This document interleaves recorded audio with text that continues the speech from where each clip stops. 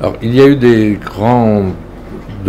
projets de reconstruction suite au séisme qui ont été décidés juste après 2010, qui sont en cours de mise en œuvre avec maintenant on entre dans les phases de travaux très concrets, que ce soit à l'hôpital de l'Université d'État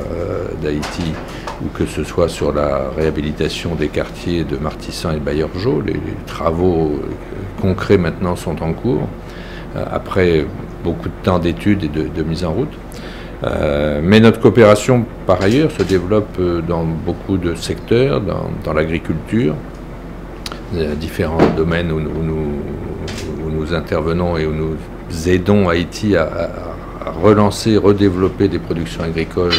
pour le maïs, pour la banane, pour le cacao, pour le café, dans différentes régions. En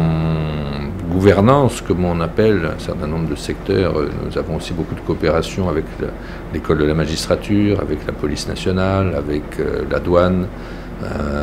avec le SIAT sur le cadastre, avec le ministère de l'Intérieur sur la décentralisation. Et puis les grands domaines traditionnels de notre coopération, que sont la culture, avec l'Institut français d'Haïti, les alliances françaises dans le pays, l'éducation, ce que nous faisons sur l'enseignement fondamental, avec l'introduction de nouvelles technologies pour les écoles, les tableaux numériques interactifs, avec les universités. Il y a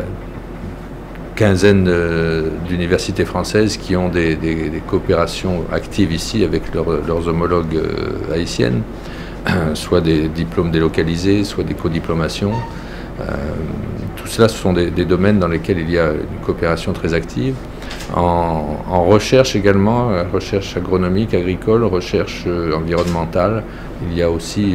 l'Institut de recherche pour le développement qui est très actif ici et qui fait beaucoup de choses. Donc voilà, ça fait beaucoup de domaines, beaucoup de choses très variées sur lesquelles notre coopération reste très active et très vivante.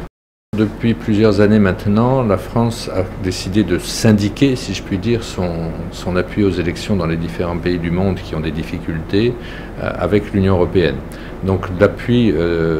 bilatéral français n'existera pas, mais il y a un appui de l'Union européenne, il y a un financement de 5 millions d'euros qui a déjà été versé pour financer les opérations électorales dans votre pays, opérations électorales dont nous souhaitons qu'elles aient lieu en 2014, comme elles auraient dû avoir lieu déjà depuis plusieurs années.